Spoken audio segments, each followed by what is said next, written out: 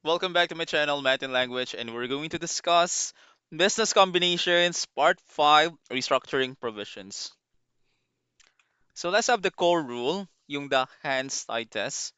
Ang key concept natin dito is, we can only record a restructuring liability kung yung seller was already committed to it before the sale. Okay? So, kung si XYZ, kunyari, ang seller natin si XYZ, or ito din yung acquiree. Okay? S per seller. Si buyer, si ABC, that will be the acquirer. Ra. Okay. Kapag meron ng plano to si XYZ or mga provision at alam na to ni acquirer bago niya pa bilhin sa XYZ, then kasama to sa formula ng goodwill. Okay? Was already committed to it before the sale. Pag hindi pa walang kinalaman si XYZ dito sa mga restructuring provision ni buyer, kunyari nabili niya na si XYZ, na-acquire niya na, at may plano tong mag-train ng mga bagong staff or magdagdag gastos provision, then it will not be part of the goodwill calculation. Di ba mostly ginagawa natin sa business combination is kina-calculate natin yung goodwill. Okay. So may mga criteria tayo. A formal plan must exist. Mga affected parties, ito yung mga employees, landlords, of course, sila yung mga apektuhan dito. Must have been notified, and it cannot depend on the sale happening. Next one, the math in goodwill ay yung formula natin, di ba? Bakit nga ba ito magmamatter? Kasi maapektuhan yung formula ng goodwill eh. Alam natin, sa goodwill, that is price in consideration, minus mo to sa assets minus liabilities. So this will be the fair value of the identifiable assets and liabilities, di ba? O yung provision kasi is magiging part siya ng liabilities. So kung hindi siya masasama, maapektuhan yung formula. Tataas or yung higher ba yung goodwill or lower yung goodwill. Makikita natin yung mamaya. So the impact, if a cost is a valid liability, it reduces net assets. Pag mababa yung net assets, it will increase goodwill. So pag mababa ang net assets, na-reduce, yung goodwill tataas. Okay? Syempre, pag mataas ang net assets, they are inversely proportional. Bababa yung goodwill. The catch of the buyer creates the plan. It is a post-combination expense, not goodwill. So, kung nabili na ni ABC, si acquirer, si XYZ, mm pag nabili na ni acquirer, si XYZ, yan na, nagkaroon na siya ng plan, at nabili na ni ABC si XYZ, tapos gumawa siya ng plan, hindi siya part ng goodwill kasi wala namang kinalaman sa XYZ doon. Okay?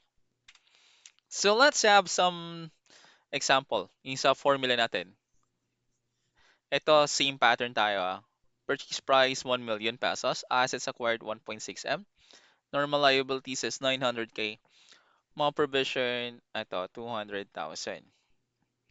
Now, ang pinagkaiba lang, the seller already had a formal plan and notified before the sale. Okay? So the buyer plans to restructure after the takeover. Okay. Ang pinagkaiba, eto, may formal plan na si XYZ. So alam na to ni ABC bago niya pabilin. Ito naman, the buyer ABC plans to restructure after the takeover. So yung pag restructure ni ABC, wala nang kinalaman si XYZ dito. Okay. Ganito yan. Si XYZ may formal plan. So alam ni ABC yan. Oh, okay, bago ko bilhin to, may mga plano na to. So nakakalaga ng 200,000. Yung kay ABC naman, pag mag-restructure siya na nakakalaga ng 200,000, walang kinalaman sa XYZ. Yan yung pinagkaiba nun. So, paano na mangyayari yon? Makikita mo yung pinagkaiba. We need to identify the liabilities. Pag may formal plan na, or kinalaman si acquiree doon, dadagdag mo yung provision na 200,000 dun sa normal liabilities. So, total liabilities mo dito, 1.1 na. Dito naman, walang kinalaman sa XYZ at may mga plano ka after mo bilhin yung company or na-acquire mo siya, i-ignore mo yung provision na yun.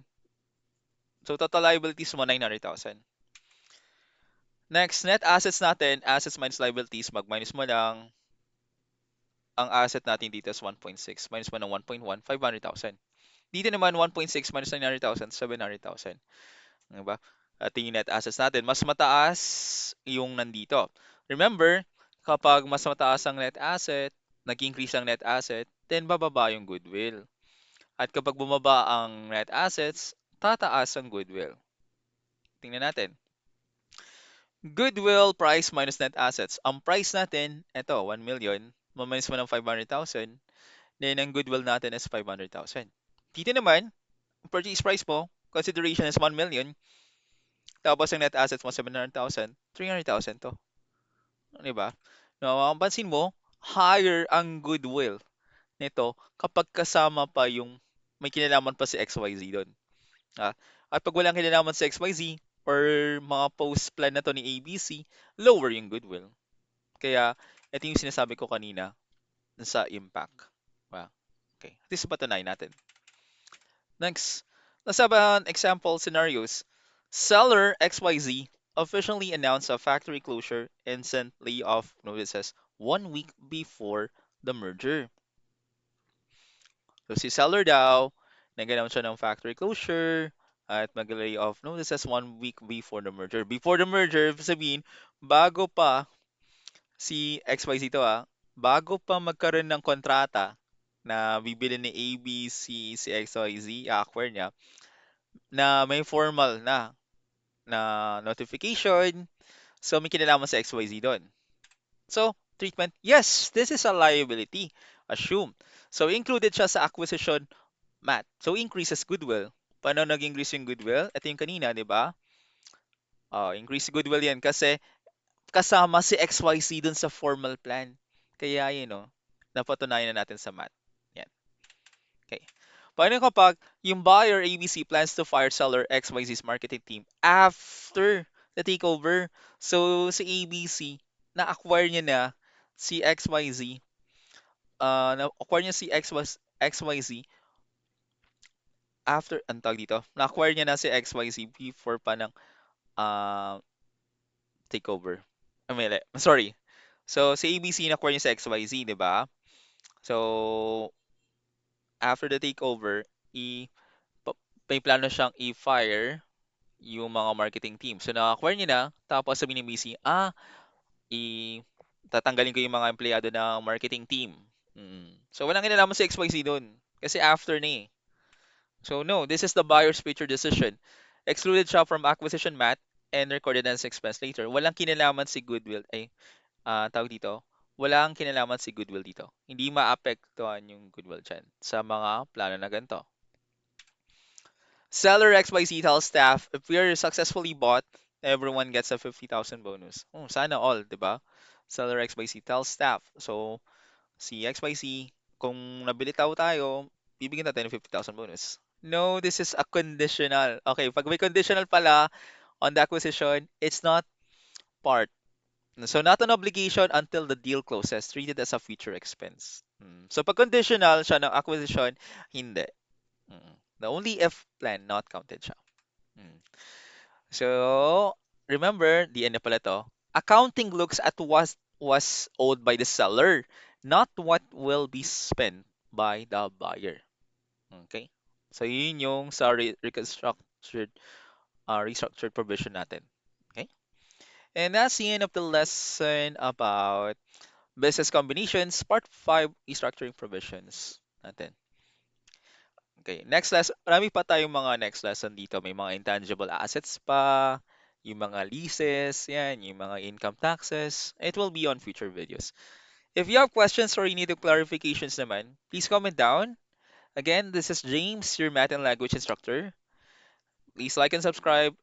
And laking tulong po sa akin to. I'll see you on my next accounting videos. Part 6 na tayo ng business combinations. Bye!